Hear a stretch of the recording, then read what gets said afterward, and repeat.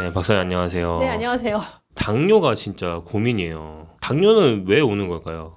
사실 당뇨 왜 오냐, 그럼 단 거 먹어서 오냐, 그렇게 물어보시는 분들이 많은데, 단 거를 먹어서 당뇨 옵니다 라고는 제가 말씀 못 드리는데요. 왜냐하면 굉장히 복합적인 요인에 의해서 당뇨라는 것이 올 수 있기 때문에 그래요. 근데 많은 분들이 당뇨, 우리 아버지 당뇨 있었어요, 나도 당뇨 올까요? 유전적 소인이 분명히 있습니다. 그렇지만 후천적으로 나타나는 영향이라는 게 굉장히 크게 존재하는 질환인데요. 예를 들면 나의 오랫동안 지속해온 식습관, 그게 불량하면 당뇨가 올 가능성이 높겠죠. 그리고 계속 앉아있거나 누워있는 정적인 생활습관, 그것도 마찬가지고요. 그래서 많이 움직이시고 건강하게 드실수록 당뇨가 올 수 있는 확률이 낮아지죠. 사실은 이제 당뇨 같은 거는 실제로 진단받지 않으면 모를 수 있잖아요. 이런 경우에는 조금 주의를 해줘라 할 수 있는 당뇨 전조 신호 같은 게 있을까요? 네, 사실은 제일 명쾌하게 수치로만 보면 우리가 직장인들 다 건강검진 1년에 뭐 한 번, 2년에 한 번 하시잖아요. 그럴 때 금식하시고 건강검진센터 가시잖아요.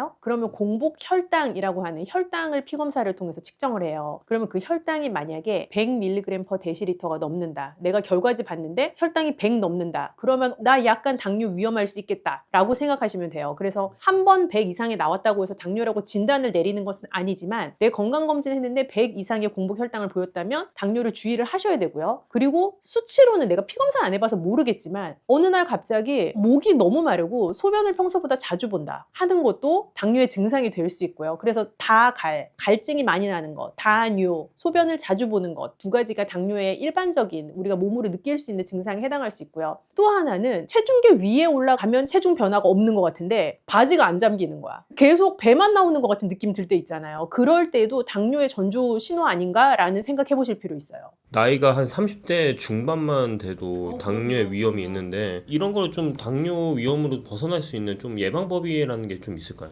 제가 서두에 말씀드린 것처럼 크게는 두 가지죠. 지속적으로 건강하게 먹을 것, 지속적으로 움직일 수 있는 나만의 방법을 찾을 것. 제가 나만의 방법을 찾을 것이라고 말씀드리는 거는 남에게 효과가 있는 것, 남이 지속할 수 있다고 해서 내가 반드시 지속할 수 있는 건 아니에요. 예를 들면 나의 룸메이트는 하루에 7km씩 러닝을 해. 그 사람은 할 수 있지만 나는 7km씩 러닝 못 할 수 있잖아요. 그래서 나만의 방법을 찾는 게 되게 중요하고요. 그건 운동뿐만 아니라 식습관에 있어서도 마찬가지죠. 그래서 내가 평생 지속할 수 있는 건강한 나의 식습관, 건강하게 내가 운동할 수 있는, 지속할 수 있는 방법, 그 두 가지를 잘 세팅하는 게 제일 중요하다고 생각해요. 박사님은 영양 박사님이시니까 저는 영양 박사님한테 좀 이런 식단이나 이런 거 받고 싶은데 그 당뇨에 좋은 음식이나 식재료 같은 게 또 어떤 게 있는지 좀 궁금해요. 우리가 보통 나 점심 뭐 먹지 생각할 때 무슨 재료를 먹을까를 생각한다기보다는 무슨 메뉴를 먹을까를 생각하잖아요. 그래서 좀 더 건강한 메뉴 선택법을 알려드리면 그게 어떻게 보면은 당뇨를 예방할 수 있는 식습관이기도 하거든요. 그래서 제가 너무 많은 분들이 사실 그런 질문을 던지셔서 이 최고의 당뇨밥상이라는 책을 집필한 지가 벌써 한 4년 넘었어요. 근데 아직까지도 많은 분들이 찾으시는 책인데, 제가 보니까 어디서 보니까 이거 베스트셀러라고 나왔던 것 같아요. 맞습니다. 베스트셀러 맞고요. 여기에 보시면 당뇨에 대한 일반 사항들이 당뇨 요리법 전에 아주 상세하게 소개가 되어 있어요. 근데 제가 지금 오랜만에 책을 다시 보니까 이 39페이지에 보니 당뇨 잡는 건강한 식습관이라는 페이지가 나옵니다.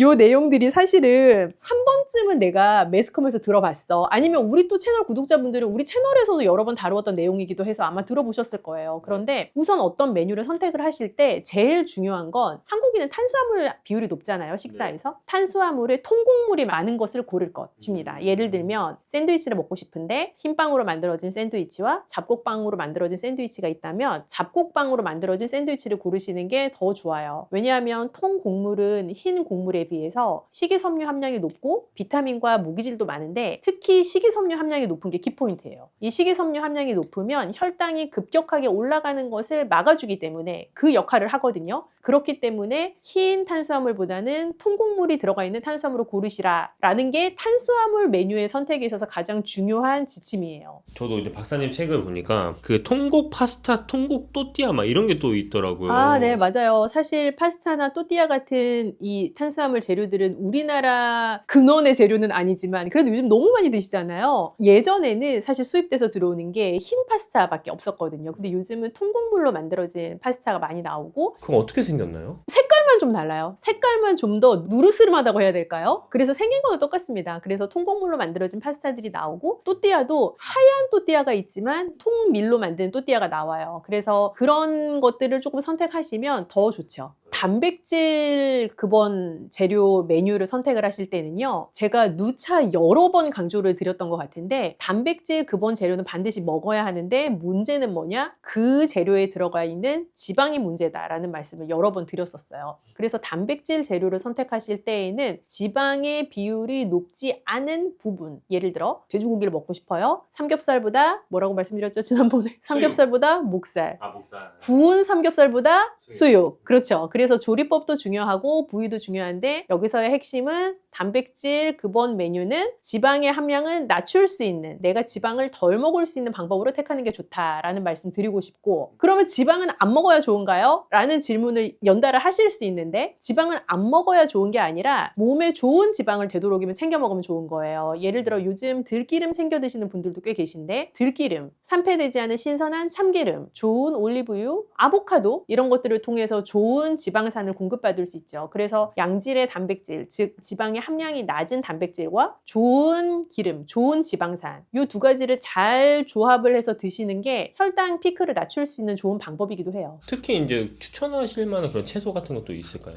채소를 먹는 이유도 크게는 식이섬유를 충분히 먹기 위해서 먹는 것도 있고, 비타민이나 무기질 같은 미량 영양소를 섭취하기 위해서 채소를 권하기도 하는데, 채소를 드실 때는 어떤 채소가 더 좋습니다라는 개념보다 당뇨 위험이 걱정되시거나 당뇨인들께는 채소는 먹을 때 순서가 중요하다는 말씀 더 드리고 싶어요. 순서요? 채소를 먼저 드셔야 돼요. 내가 밥 다 먹고 막판에 채소를 먹는 게 아니라, 실제 밥, 파스타 이런 류의 탄수화물 혹은 닭고기, 스테이크 이런 류의 단백질을 먹기 전에 채소부터 먹는 것. 그래서 당뇨를 교정하실 때 식사의 순서만 바꾸어도 어느 만큼 효과가 있어요. 발효식품 같은 건 좀 어떻게 하나요? 발효식품은 사실 너무 권하죠. 이제 권하는데, 발효식품이라고 하면 이제 대부분의 분들이 가장 먼저 떠올리시는 게 요거트 이런 거 떠올리실 텐데요. 한편으로는 우리나라 김치도 발효식품이거든요. 그리고 우리나라 장류도 발효식품에 속해요. 그러면 김치나 장류는 뭐가 살짝 우리가 조심을 해야 돼서 이렇게 말씀을 드리는 건데, 짠 거, 나트륨. 김치는 담글 때 소금도 많이 쓰지만 지역에 따라서는 젓갈도 많이 쓰기도 하잖아요. 그래서 김치는 너무 몸에 좋은 발효식품이지만 자칫하면 나트륨을 과다 섭취하게 될 수 있는 김치의 딱 한 가지의 맹점이에요. 그래서 짜지 않은 김치는 무조건 권하고요. 그리고 요거트 같은 발효식품 너무 권해드리고요. 장류도 요즘 저염으로 나오는 것들도 꽤 있어요. 그래서 그런 거 선택하시면 좋습니다. 사실 발효식품은 짠맛으로 먹는 음식이라기보다는 먹었을 때 발효식품만이 가지고 있는 특유의 향미가 있는데, 그걸 즐기기 위해서 먹는 거다라고 생각하면 저는 저염 된장도 굉장히 좋아해요. 음료 중에서 단맛이 나는 거 좀 피하라고 말씀하셨는데, 요즘 아직까지도 제로 음료를 드시는 분이 많잖아요. 그런 건 또 어떻게 보시나요? 제로가 이제 붐처럼 한참 많이 올라왔었는데요. 사실 제로 음료도 드시면 왜 달아요? 라고 저한테 물어보시는 분들이 있거든요. 단맛이 나지 않는 거는 아니에요. 다만 당을 기존에 우리가 늘 음료 회사에서 쓰던 당이 아닌 대체 감미료를 썼기 때문에 그 단맛은 유지하면서도 칼로리가 0이라는 거거든요. 단맛이 0은 아닙니다. 그래서 제로 음료를 드셔도 사실은 내 마음의 위안일 뿐, 요즘 최근에 발표되는 연구 결과들을 보면 혈당 상승 이나 체중을 늘리는 데는 크게 다르지 않은 영향을 가지고 있어요. 그러면 오히려 지금 알려지지 않은 더 많은 문제가 있을 수도 있는 거네요? 저 개인적인 소견은 사실은 할머니부터 먹어온 식재료가 올바른 식재료라고 생각하기 때문에, 우리가 대체 감미료라는 것을 접하기 시작한 거는 사실 그렇게 긴 기간이 되지는 않았거든요. 양을 좀 더 줄이고 차라리 내 입의 즐거움은 이전의 재료로 추구하는 것이 맞지 않나 하는 생각이에요. 당뇨 있는 분들이 반드시 피하거나 제한해야 될 음식이 또 있을 것 같아요. 우선 단 음료는 조금 피하시면 좋을 것 같아요. 단 음료부터 강조를 드리는 이유는, 제가 환자 상담을 해보면 많은 경우에 어제 뭐 드셨어요? 그렇게 여쭤보면 아침은 뭐 먹고 점심은 뭐 먹고 하면서 쭉 메뉴를 말씀하시는데 뭘 마셨는지는 얘기를 안 하세요. 그러니까 본인이 잘 기억 못 하세요. 그리고 음료나 물을 마시는 거는 굉장히 습관적으로 액체를 마시는 거고, 내가 씹는 과정 없이 내 몸으로 받아들이는, 먹는 거잖아요. 그렇기 때문에 내가 뭘 먹고 나면 어제 뭐 먹었지? 하는 거는 기억을 되살리면 생각이 날 수 있지만 어제 뭘 마셨지라는 거를 생각하면 잘 기억이 안 나요. 그래서 단 음료에 익숙해져 있는 당뇨 위험인들일수록 음료에 대한 것을 약간 자각하면서 이거는 먹어야지, 얘는 피해야지 하는 의식을 좀 가지시면 훨씬 좋다라는 의미에서 단 음료부터 피하시면 좋다라는 걸 강조를 드리고 싶고요. 요즘 뭐 사과 주스, 막 케일 주스 이런 것처럼 주스 같은 것도 있잖아요. 그런 것도 그럼 피해야 하는 게 맞는 건가요?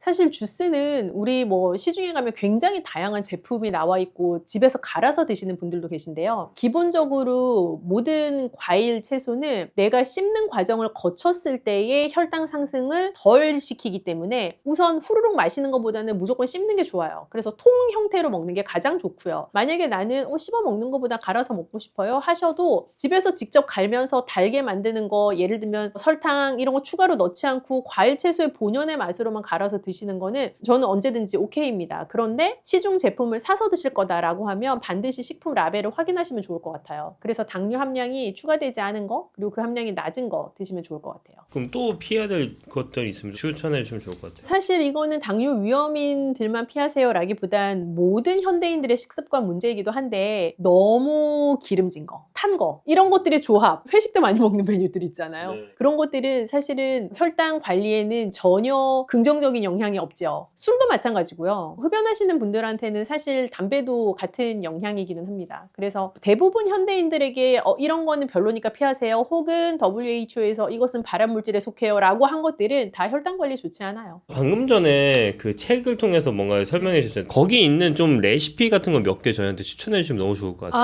안 그래도 제가 최근에 뵌 분이 당뇨 도시락을 싸가지고 회사를 다니시는 거예요. 이분이 그래요? 건강검진했는데 당뇨 정말 이제 이러시면 큰일 나요의 직전 상태에 오셔서 자각을 하셨어, 드디어. 그래서 도시락을 싸가지고 다녀서 제가 안 그래도 이 메뉴를 소개해드렸어요. 이 세 가지 메뉴를 우선 추천을 드리고 싶은데 1번은 이 콜리플라워 김치볶음밥이에요. 김치볶음밥은 뭔지 우리나라 사람들 너무 다 알고 다들 좋아하시잖아요. 네. 심지어 우리 왜 고깃집 가면 다 먹고 나서 김치볶음밥을 하도 먹어서 외국인들이 K 디저트라고 부른답니다, 이걸. 그런데 여기에 콜리플라워 김치볶음밥이라는 거는요, 쌀의 일부, 그러니까 밥의 일부를 콜리플라워 라이스로 대체하는 거예요.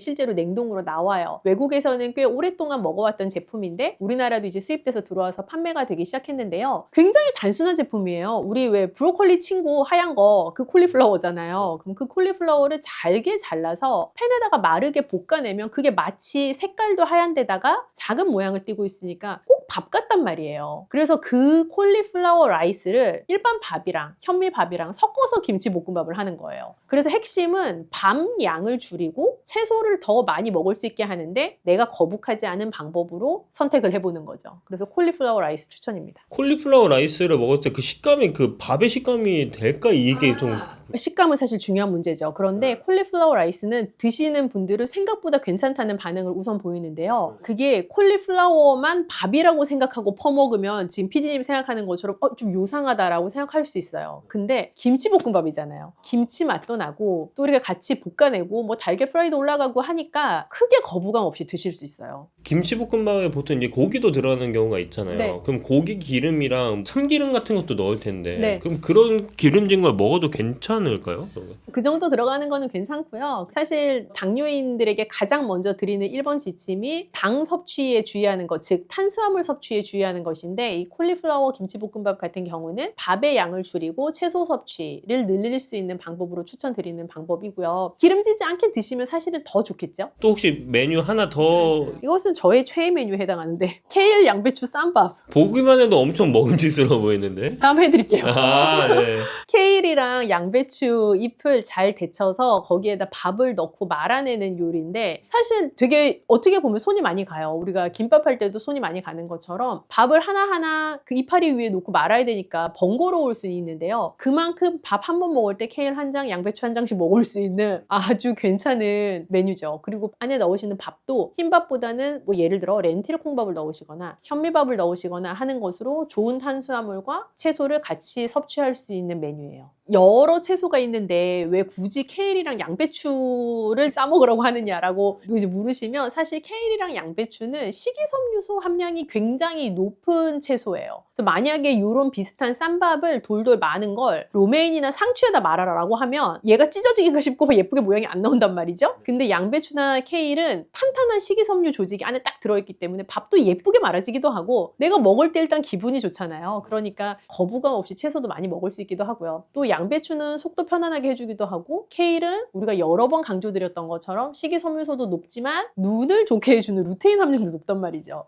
그러니까 여러모로 굉장히 좋은 조합으로 먹을 수 있죠. 그 책 제목 뭔지 한 번만 더 말씀해 주실 수 있나요? 짱! 정말 최고의 당뇨 밥상이죠. 최고의 당뇨 밥상. 사실은 적용하시기 쉽게 쓰려고 애를 많이 썼고, 여러 요리책들을 보면 너무 맛있어 보이는데 내가 내 일상에서 적용하기 정말 쉽지 않겠다라는 생각이 드는 요리책이 많을 텐데, 이 최고의 당뇨 밥상은 당뇨 위험군이신 분들 뿐만 아니라 다이어트 하시고 싶은 분 또 굉장히 편안하게 적용할 수 있는 메뉴들이 많이 있고, 아직은 너무 건강하지만 부모님이 당뇨 있으셔서 나 미리부터 좀 관리하고 싶어 하시는 분들도 일주일에 한두 번씩만 따라 하셔도 저는 장기적으로 건강에 긍정적인 영향이 있다고 생각해요. 당뇨 위험군이 있으신 분이나 아니면 실제 당뇨가 있으신 분들한테 마지막으로 해주실 말이 있으면 좋을 것 같아요. 드시는 것에 대한 얘기는 제가 충분히 해드렸으니까, 마지막으로 하나, 이 먹는 것과 뗄래야 뗄 수 없는 짝꿍인 운동, 활동에 대한 걸로 마무리를 하고 싶은데, 식사를 하시고 나서 바로 앉거나 바로 눕지 마세요. 옛날 어른들이 그런 말씀 하지 않으셨어요? 너 밥 먹고 누우면 소된다고. 그 말이 굉장히 지혜로운 발언입니다. 식사하시고, 점심시간에 식사하시고 나면 한 15분, 20분이라도 주변을 이렇게 걸으면서 산책을 하세요. 그러면 내가 그 전에 먹었던 식사를 통해서 나에게 들어온 이 모든 음식들이 잘 소화돼서 천천히 혈당을 급격하게 높이지 않는 방향으로 나의 소화를 도와주고, 또 내가 당뇨 위험군일수록 사실 먹고 나서 바로 앉으면서 칼로리 소비를 훅 낮추는 것보다 지속적으로 칼로리 소비를 올릴 수 있는 방법을 택하시면 좋아서, 식사 후에 한 15분, 20분 정도 걸으실 것 추천드립니다. 그리고 제가 서두에 말씀드린 것 중에 하나가, 우리가 당뇨인가? 라고 자각할 수 있는 전조 증상 중에 체중계 숫자 똑같은데 바지 안 잠길 때라고 말씀드렸잖아요. 그래서 사실은 우리가 체중계 숫자는 뭐 계속 열심히 체크하기도 하시고, 뭐 혈압도 가끔 어디 가면 재보기도 하시고 하시는데, 허리 둘레를 재시는 분들은 잘 안 계실 것 같아요. 그죠? 그래서 내가 만약에 당뇨 위험군이다라고 했다고 하면 체중 관리도 물론 중요합니다만 허리 둘레를 좀 체크하는 습관을 가지시면 어떨까 하는 생각이 들어요. 그래서 일주일에 한 번, 2주일에 한 번 정도는 허리 둘레 체크하시면 전 좋을 것 같아요. 소고기와 들깨 자체 밸런스가 강력하다고 말씀드렸잖아요. 네. 그런 강력한 밸런스를 부드럽게 먹을 수 있는 방법이기 때문에 소화 흡수에 너무 좋죠. 네, 박사님 안녕하세요. 네, 안녕하세요. 영양학 박사 그레이스입니다. 박사님 요즘 들깨가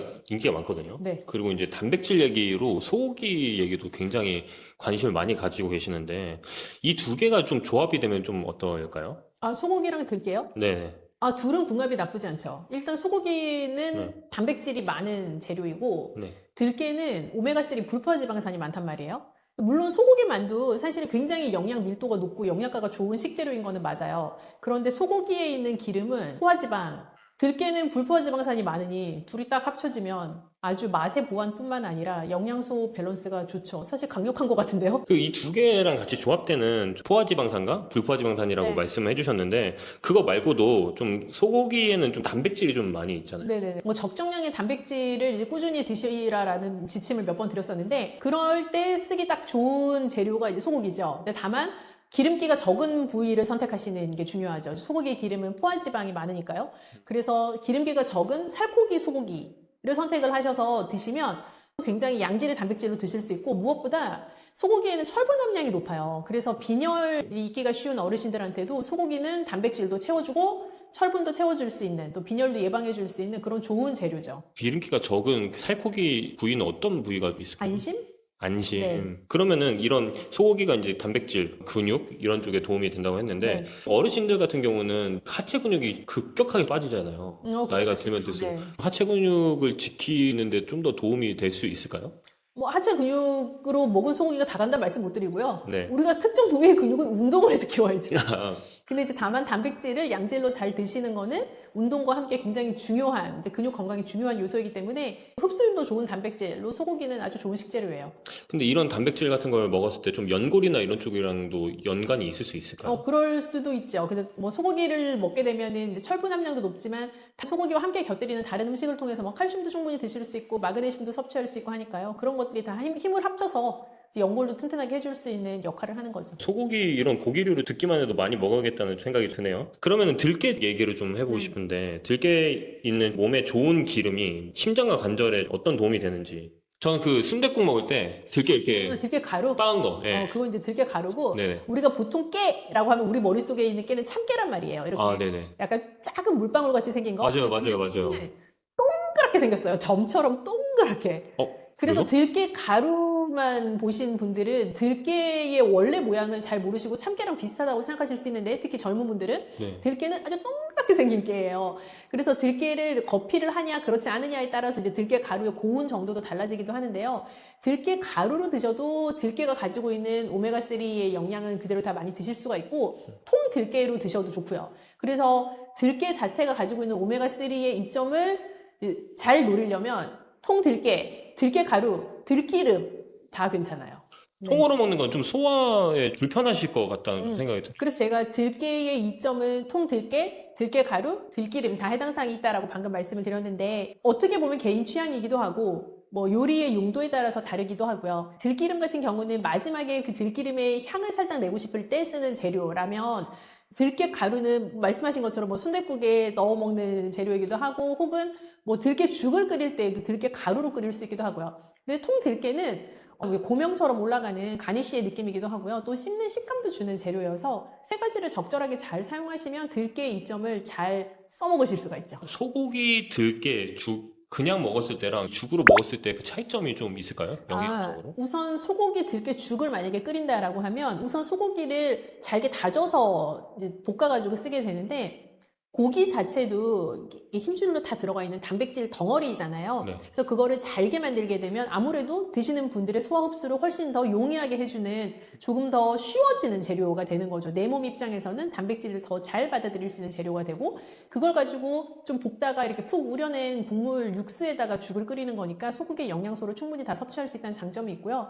들깨 가루를 같이 넣어서 죽을 쓰든 아니면 통 들깨를 이용을 하시든 소고기와 들깨 자체의 밸런스가 제가 아까 강력하다고 말씀드렸잖아요. 네. 그런 강력한 밸런스를 부드럽게 먹을 수 있는 방법이기 때문에 소화 흡수에 너무 좋죠. 들은 걸로 봤을 때는 소고기죽 할 때는 소고기를 좀 이렇게 잘게 썰어서 하신다고 했는데 거의 다진다시피 해야죠. 다지다시피 네.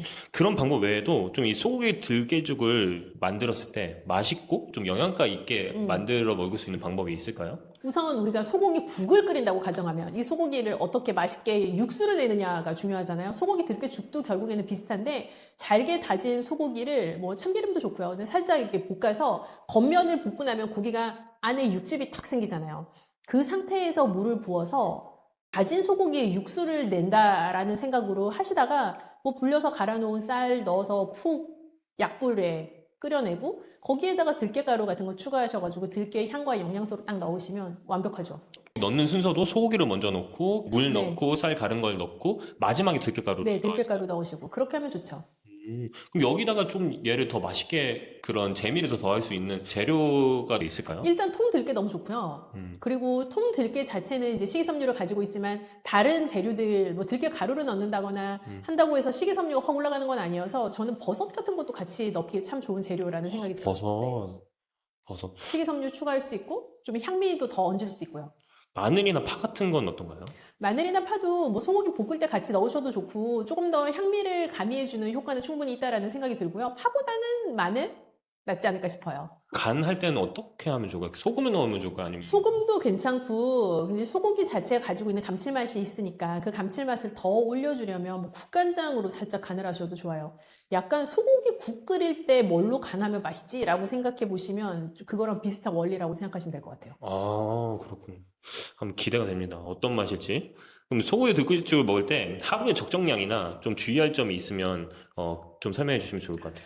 우선 소고기는 고단백 재료잖아요. 그래서 한 끼에 너무 많은 단백질을 먹지 않도록 한다라는 그 대원칙 하에서 생각해 보면 소고기를 뭐 한 번에 소고기 죽 끓일 때 내가 한 번 먹는다라는 전자에서는 한 공기에 한 50g 정도의 소고기가 들어가도록 하면 좋겠다라는 생각이 들고, 들깨도 불포화 지방산이 많은 좋은 식재료인 것은 맞지만 몸에 좋다고 해서 너무 많이 드시면 속이 아프거나 배탈이 날 수가 있는 재료예요. 그래서 정해진 양만큼을 적절하게 드시는 게 가장 핵심이죠. 마지막으로 좀 이런 신장에 관심 있는 분들한테 이거 네. 소고기 들깨죽 섭취 주의점 이런 거를 말씀해 주시면 좋을 것 같습니다. 이건 여전히 소고기의 단백질의 문제라고 생각을 하는데, 이제 단백질을 너무 많이 드시면 안 된다. 그리고 단백질을 하루에 드실 양을 서너 번에 나눠서 드셔라. 라는 요 두 가지의 원칙이 좀 지켜져야 되는 메뉴에 해당을 해요.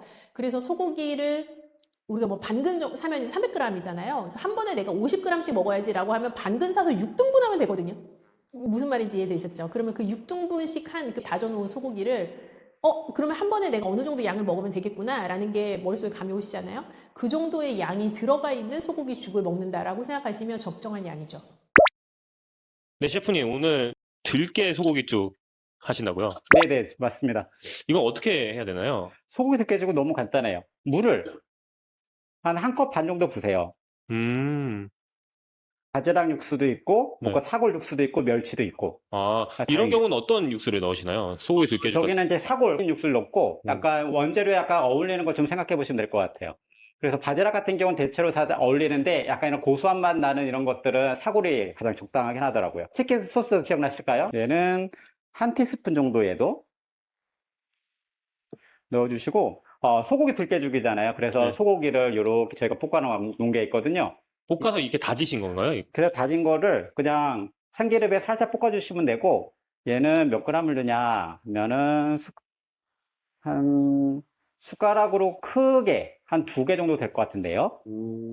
여기에다가 이제 밥을 넣으시면 되죠. 네.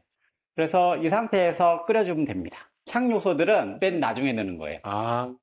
그런데 얘는 제가 들기름을 처음에 살짝 넣는 이유는 네. 약간 엉겨붙는 느낌이 살짝 있어요. 기름을 어떤 무조림을 할 때나 어떤 조림 같은 걸 할 때 기름을 먼저 넣게 되면 이 원재료들을 살짝 이렇게 어우러지고 조화롭게 하는 뭔가 설명하지 못할 비법이 있습니다. 네. 끓이고 있는 건 한 중불에 하신 건가요?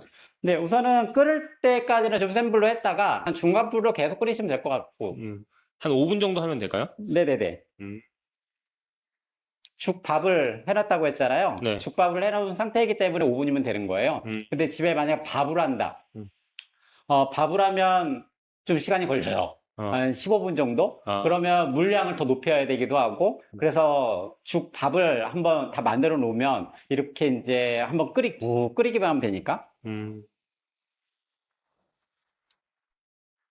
그리고 이제 밥 농도는 끓이다 보면 좀 묽다 싶으면 이렇게 한 숟가락 더 넣어도 되고. 마지막에 보니까 들깨 가루를 넣으시고 그 들기름을 넣으시고 통들깨를 넣으셨던 것 같은데. 네, 맞아요.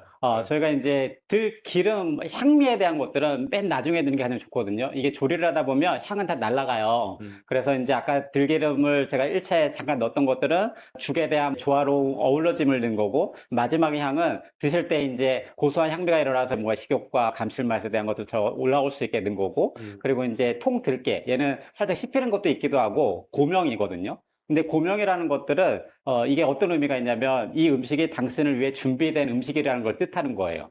그래서 이제 고명을 올려준 거죠. 아까 그 고객도 어제 바지락죽 드셨다가 오늘은 또 소고기 들깨죽 드시고 매일 오실 것 같습니다. 네, 단골이 생겼네요. 네네네. 네. 네, 안녕하세요. 영양학 박사 그레이스입니다. 네, 박사님. 정말 박사님 인기가 많습니다. 감사하죠. 요즘 그 여름에 감기 걸리신 분들이 굉장히 많더라고요. 너무 많아요. 너무 많아요. 네. 그래서 저는 제가 어렸을 때 그 감기 걸리면 그 할머니가 항상 잣죽을 끓여주셨거든요. 할머니 역시. 그 잣죽을 먹고 나면은 왠지 모르게 기력이 솟는 그런 느낌이 좀 나고 네네. 그래요. 잣도 어떻게 보면은 그런 기력 회복하거나 이제 감기 걸린 분들한테 좀 좋은 음식인가요? 피디님이 또 유독 잣이랑 잘 맞나 보네요. 그쵸? 아, 잣이 되게 작은 견과류잖아요. 알맹이가 굉장히 조그마하잖아요. 네. 그런데 사실은 이렇게 말하면 약간 과장일 수도 있지만 약재라고 보셔도 저는 좋을 것 같아요. 잣이요? 뭔가 고소한 맛이 나는 약.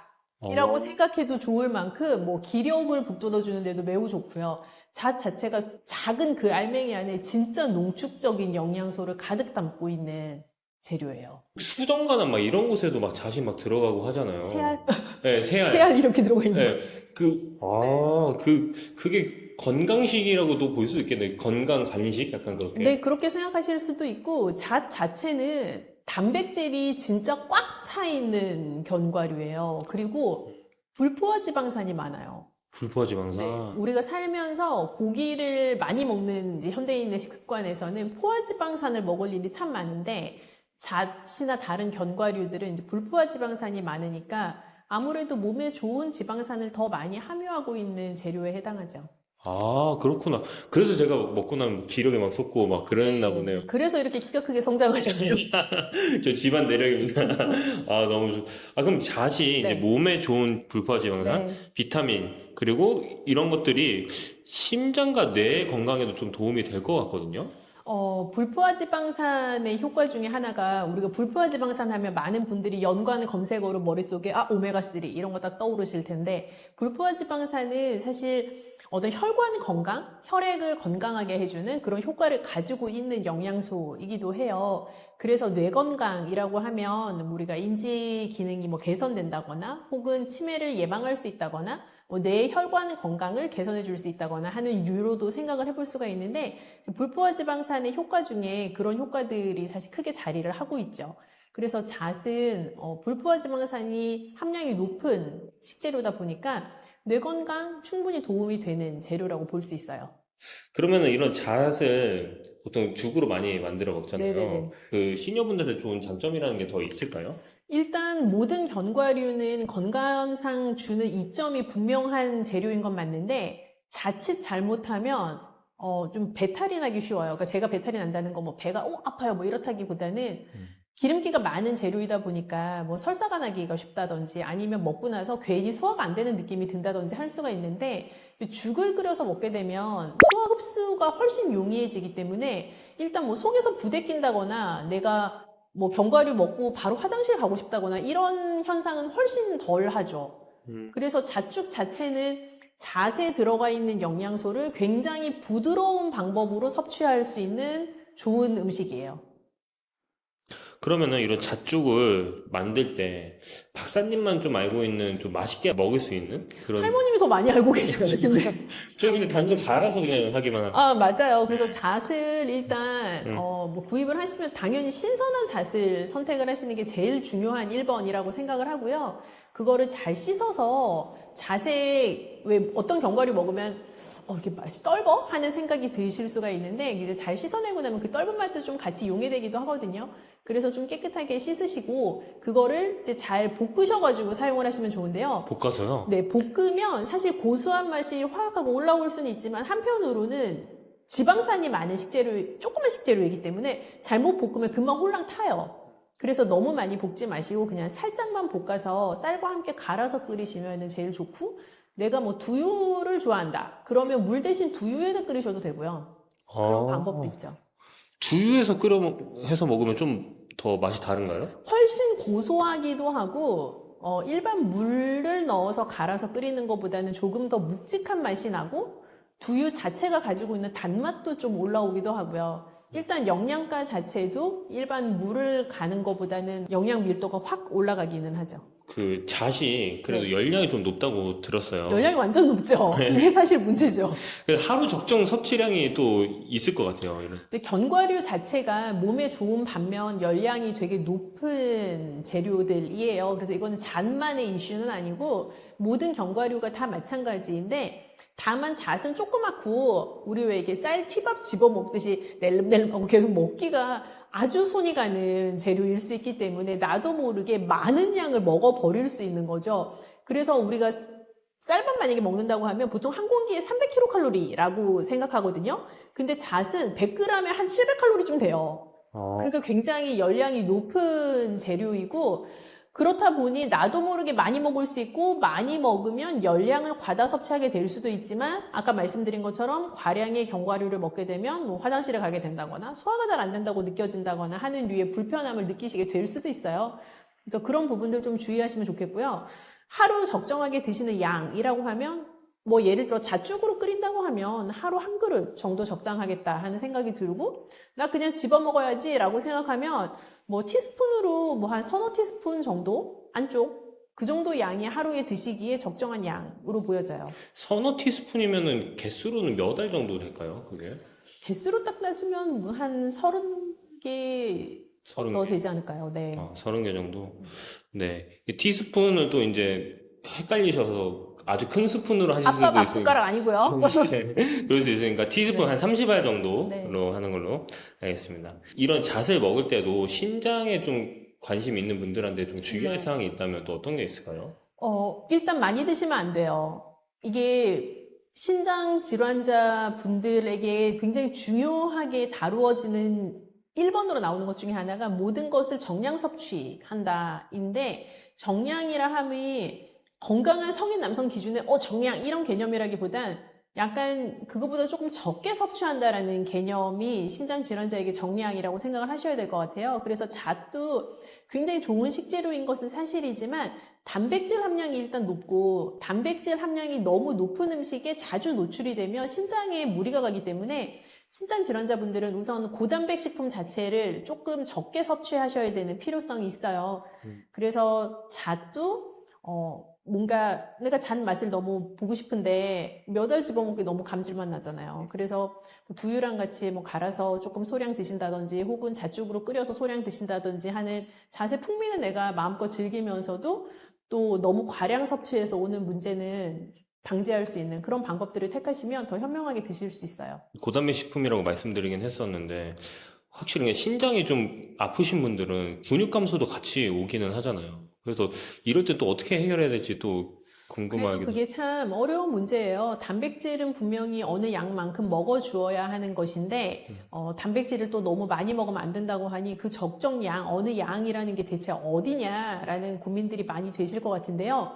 제가 다른 편들에서도 계속 설명을 드린 것처럼 나에게 필요한 단백질 양이라는 것을 정해놓고 그걸 하루에 3번이나 4번에 나누어 먹는 것이 굉장히 중요해요. 그래서 하루 한 끼에 하루에 필요한 모든 단백질 양을 다 먹는다라는 개념보다 양을 설정해 놓고 그거를 3 또는 4 등분을 하셔서 하루에 쭉 나눠서 드시는 것이 제일 중요한 지침이라고 생각하시면 좋을 것 같아요. 오늘 잣죽을 좀 알려주신다고. 아, 그렇죠. 네. 네. 잣죽은 어떻게 보면은 뭐 잣을 넣고 밥 넣으면 끝이라고 저는 개인적으로 생각이 드는데, 네네네. 셰프님만의 좀 잣죽을 만드는 그런 특별한 노하우가 있을까요? 잣죽을 맛있게 끓이려고 저도 노력을 하다 보니 네. 원재료를 많이 넣거든요. 그러면 잣을 많이 넣게 되겠죠? 네. 잣이 근데 좀 비싼 원재료잖아요. 네. 가평 잣 하면은 이게 쿠팡 치시면 13만 원, 14만 원, 약간 파지잣 같은 경우에도 11만 원 키로에. 너무 비싸잖아요. 네.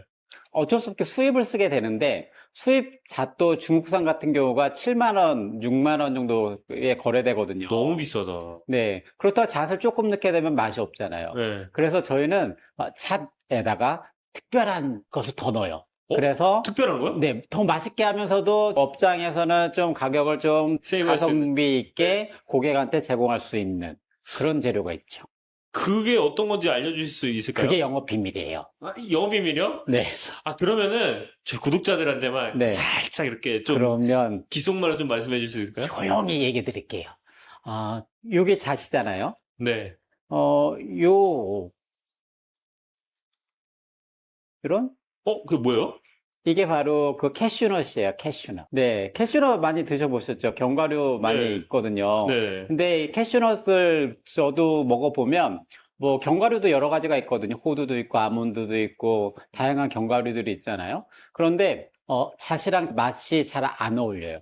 그런데 이 캐슈넛 같은 경우가 불려서 뭔가를 갈아서 먹어도 고소함이 살아있기도 하고, 다른 이질감이 없고, 잣이랑 가장 어울리는 식재료 중에 하나입니다. 그렇구나. 그러면 이거 비율은 어느 정도로 보통 하세요? 잣이랑 잣이랑 캐슈넛 같은 1대1 비율로 해요. 네네. 그람수로 1대1로 가나요? 네네네네. 그래서 잣죽 하나 하면 한 20g, 20g 정도? 여기 거는 혹시 또 어느 회사 제품을 쓰는지 또 알려주실 수 있을까요? 또 이게 또 영업 비밀인데 그러면 그러면 이렇게 하는 거 어떨까요? 네. 구독과 좋아요 누른 사람들한테만 알려주겠다. 그렇죠. 구독과 좋아요 눌러주신 분들한테 알려드립니다. 그러면 짜자잔 짠. 뭔가요 이게? 다맘이라는 브랜드의 네. 캐슈너 제품이에요. 와. 제가 여러 가지 캐슈너 써보기로 했지만, 제일 프레시한 상태에서 뭐 쩐내 같은 거 안 나고 가격도 저렴하고, 그리고 배송도 잘 되는 곳입니다. 그래서 여기에 다맘이라는 곳에서 이렇게 잣도 나옵니다. 여기가 그래서- 다른 데에 비해서 좀 저렴한 편인가요? 전 항상 볼 때 가격만 보는 게 아니라 품질도 보는데, 제가 원하는 품질의 가격이 저렴해요. 그래서 잣이나 이런 견과류들이 오래되면 약간 얘도 산패되고 있지만 얘네들은 완전 신선하고요. 그리고 저희는 이제 이 견과류를 냉동고에 보관하거든요. 그러다 보니까 이제 변화도 없고. 그래서 저는 잘 쓰고 있습니다. 네. 네. 잣죽은 정말 간단합니다. 이 물을 한 3분의 2컵. 3분의 2컵. 되게 조금 넣네요? 아니, 한 컵 정도 해야 될 것 같아요. 한 컵도 되게 적은 것 같은데요. 네. 왜냐면 잣과 캐슈럴 갈 때 물이 들어가요. 얼마나 들어가나요? 한 컵 정도 들어갈걸요? 그러면은 이거 맞는데 한 2컵 정도 들어간다고 네, 볼 수 맞아요, 있겠네요. 맞아요. 얘는 처음부터 저는 그냥 쉽게 그냥 여기다 그냥 다 이렇게 넣어주세요. 그리고 고소한 냄새가 여기까지 나는데요? 네.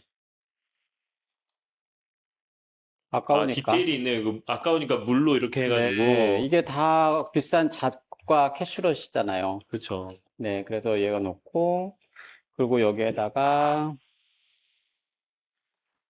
그냥 듬뿍 한 공기 반 정도 분량에 이렇게 해주고 이제 끓여주시면 됩니다. 간을 살짝 얘기를 안 했던데 이 정도 분량에는 소금이 한 2g 정도 되긴 하는데 한 2꼬집 정도 생각하시면 돼요. 2꼬집 정도. 네네. 요는 아까 제가 다 여기 캐슈넛 간 거에 소금 다 넣었기 때문에 바로 끓이도록 하겠습니다. 근데 이런 갈아 놓은 거 있잖아요. 네. 갈아 놓은 애들을 미리 해놓고 싶어 하는 경우도 있을 것 같은데. 네. 그러면은 이럴 때는 냉동실에 보관하는 게 맞아요. 모든 제품들은 다 보통 전 처리를 해서 냉동고에 보관하시면 돼요. 왜냐면 이게 냉동을 해서 이 제품들이 약간 품질이 달라지는 게 뭐냐면 야채 같은 경우 냉동을 하잖아요. 그러면 그 결들이 있는데 얘가 해동이 되면 이게 깨지면서 뭉그러지거든요. 근데 죽은 이게 뭉그러져야 된단 말이죠. 그러니까 냉동을 한다고 해서 죽의 품질에 전혀 이상이 없어요. 그게 또 죽의 장점이 될 수 있겠네요. 네, 그러니까 저희는 이제 미리 시간이 날 때 저희가 작업하기 편하게 냉동을 해놓거나 저희가 업종이다 보니까 계속 뭔가를 재료를 준비를 해놔야 되거든요. 그러니까 집에서도 마찬가지일 것 같아요. 집에서도 잣이나 뭔가 다른 원재료들을 소분해 놨다가 나중에 죽을 매일 먹을 수는 없잖아요. 그러니까 먹고 싶을 때 얘를 꺼내가지고 푹 끓여 드시면 되게 간단하죠. 네, 감사합니다. 네.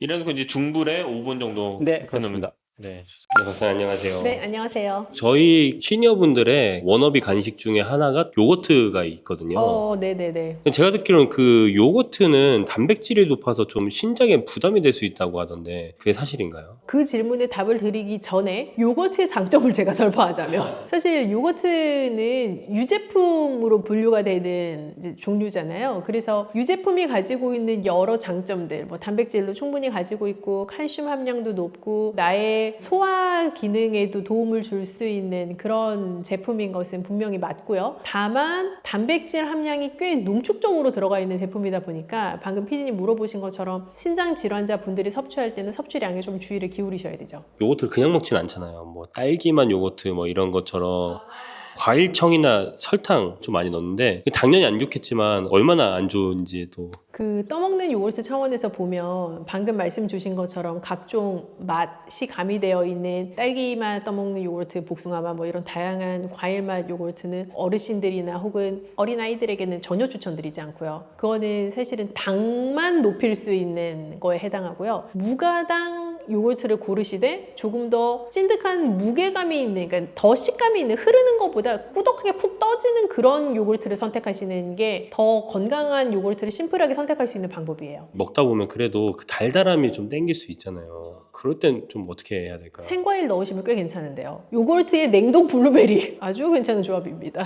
냉동 블루베리나 혹은 뭐 냉동 과일 요즘 너무 잘 나오거든요. 그런 냉동 과일 같은 것과 무가당 요거트를 섞어서 드시는 것도 너무 좋고요. 그리고 뭐 당뇨에 대한 리스크가 크게 없으시다면 천연 꿀 같은 거 조금 곁들이셔도 좋고요. 박사님이 주로 요거트랑 같이 자주 드시는 게 따로 있으실까요? 만약에 그릭 요거트라고 하면 오이. 오이요? 네. 오이랑 그릭 요거트 진짜 그리스에서 실제로 그렇게 먹는다니까. 오이랑 그릭 요거트 되게 잘 어울리고요. 그리고 레몬즙이랑도 잘 어울려요. 레몬의 그 엄청 새콤한 그 맛이 요구르트랑도 잘 어울리는데 뭐 꿀 같은 거 첨가하셔도 너무 좋고, 너무 단맛이 많이 첨가되지 않은 그래놀라 같은 것과 요구르트도 잘 어울리죠. 오이 요거트는 좀 약간 끔찍한 조합인 것 같은데. 아 그래요? 네. 드셔보시면 저한테 감사하시게 될걸요? 그 요거트에 칼슘이 있잖아요. 칼슘 섭취 같은 게 신장결석을 만들 수도 있을 것 같아요. 그런 위험성을 얘기를 하려면 또 다시 고함량 보충제 얘기를 해야 되는데요. 칼슘, 고함량 칼슘 제제 같은 경우는 장기간 드시게 되면 그런 결석의 리스크가 있을 수 있어요. 그런데 우리가 음식이 칼슘 함량이 아무리 높다고 해도 그 음식을 가지고 내가 결석을 발생시킬 만큼을 먹으려면 정말 많이 먹어야 돼요. 그래서 음식을 가지고 내가 결석까지 갔나? 라는 생각을 하시는 거는 과장이 있는 생각일 수 있고요. 오히려 고함량 영양제를 내가 좀 덜어내야 되는 것이 없는지를 살피시는 게 더 나을 수 있을 것 같아요. 그럼 그릭 요거트를 고를 때 어떤 점을 좀 많이 보는 게 좋을까요? 요즘은 그 통에 가당인지 무가당인지 다 써 있잖아요. 무가당은 아주 큰 글씨로 무가당이라고 광고를 해놨기 때문에 일단 무가당을 고르시는 게 1번이고요. 내가 뭐 먹다가 단맛을 다른 나만의 방법으로 추가를 하더라도 가당된 요거트보다는 무가당이 훨씬 더 추천할 만하죠. 제로 음료나 이런 거 먹으면 오히려 더 몸에 안 좋다 이런 얘기도 좀 많이 하잖아요. 무가당과 그 제로 땡땡 제품들은 전혀 다른 개념인데요. 이제 무가당은 당을 가미하지 않았다라는 뜻이고, 제로 음료는 칼로리가 없는 대체당을 사용했다라는 의미라고 생각을 하셔야 돼요. 우리가 설탕을 넣은 것은 아니지만 다른 형태의 당을 넣어서 단맛은 주되 칼로리는 주지 않는다라는 의미로 제로 음료들을 이해를 하셔야 되고, 무가당은 그런 단맛 자체를 아예 주지 않았다라는, 인위적으로 더 넣지 않았다라는 의미로 이해를 하셔야 돼서 두 개의 카테고리는 좀 다르고요. 질문 주셨던 어떤 제로 땡땡 제품들에 대한 얘기는 대체당이라는 개념이 제가 몇 번 강조드렸던 나의 할머니부터 먹었던 재료는 아니잖아요. 그래서 어떠한 일이 향후에 발생하는 식재료인지는 아직 우리가 정확하게 모르는 거고요. 다만 당을 먹지 않음으로써 이런 건강상 이점이 있겠지라고 대중들이 시장에서 기대했던 그런 효과는 대체당 제품을 먹는다고 해서 나타나지 않아요. 결국은 더 빠르게 나를 배고프게 하기도 하고, 더 나로 하여금 다른 음식을 갈구하게 하는 영향도 줄 수 있기 때문에 지금으로서는 반드시 그게 올바른 선택이냐라고 물으신다면 저는 아직은 세모라고 생각합니다. 그 모찌 같은 데다가 그릭 요거트가 들어간 모찌가 맞아요. 있다고 맞아요. 했어요. 맞아요. 저도 봤어요. 그래서 그게 또 어떻게 보면 요거트를 또 재밌게 먹을 수 있는 하나의 방법인 것 같기도 해요. 그리고 사실은 이게 두 개 조합이 나쁘지 않은 게, 떡을 먹으면 탄수화물에 집중이 되어 있는 메뉴이다 보니까 혈당을 상승시키거나 할 수 있는데, 우리가 탄수화물 너무 집중된 음식 먹을 때 제가 항상 강조드렸던 게 단백질이 높은 무언가랑 먹어라, 식이섬유가 많은 거랑 먹어라, 뭐 이런 말씀을 여러 차례 드렸었잖아요. 그런 의미에서 그런 그릭 요거트 소가 들어가 있는 떡은 괜찮은 나이스한 조합인데요. 거기 있는 그릭 요거트가 무가당이면 더 좋겠네요. 그렇죠. 그런 거 근데 맛이 있을지가 좀 궁금하긴 합니다. 그런 거. 그게 매니아들이 있더라고요. 그것만 드시는. 그건 만드시는 분이 있어요. 네. 저는 약간 되게 전통적인 맛을 찾을 것 같은데 또 그 그릭 요거트 맛을 선호하시는 분들 계신가 봐요. 근데 그런 걸 먹었을 때 실제 영양적으로 봤을 때는 그런 게 조합이 괜찮나요? 조합이 괜찮은지가 좀 궁금해요. 그쵸. 뭐 쌀 자체는 탄수화물이 많은 곡류이면서 다른 잡곡류들 대비해서는 단백질 함량도 좀 낮고 다른 무기질 함량도 좀 낮고 식이섬유 함량도 낮은 이제 곡류인 건데, 그릭 요거트 자체는 사실 단백질 함량이 높은 유제잖아요. 그래서 쌀을 많이 먹음으로써 뭐 좀 더 광의로 생각해 보면 탄수화물을 많이 섭취함으로써 나타날 수 있는 혈당의 상승을 좀 보완해 줄 수도 있고요. 둘 사이에 영양소를 서로 가지지 않은 것들을 같이 먹게 되니까 영양소 섭취 차원에서도 좀 균형 있는 섭취가 될 수 있죠. 번외적인 질문인데 유산균을 또 어떻게 배합을 하느냐에 따라서 치매 개선에 도움이 된다는 얘기가 또 있어요. 이게 이제 어떤 차원에서 생각하면 요즘 가장 핫한 연구 주제에 해당하는 장 건강과 브레인 건강 사이에서의 어떤 상호 관계가 있느냐의 문제이기도 해요. 유산균을 어떻게 배합해서 치매 개선 혹은 예방 효과가 있다라는 작은 형태의 정의로 설명할 수 있다기보다는 내 장내 유산균 밸런스를 어떻게, 장내 미생물 밸런스를 어떻게 유지를 해야 내 뇌 건강에 영향이 있느냐라는 좀 큰 연구 주제 하에서 굉장히 많은 연구팀에서 연구하고 있는 거죠. 마지막으로 그릭 요거트를 좀 건강하게 드시고 싶은 분들에게 한마디 이제 얘기해 주시면 좋을 것 같습니다. 그릭 요거트는 사실 간식으로 선택하기에 굉장히 좋은 제품인데요. 더 좋은 건강한 선택을 하시려면 무가당 그릭 요거트를 택하시고 맛있다고 한 번에 너무 많이 드시지 말 것. 그 두 가지의 지침을 생각해 주시면 될 것 같아요.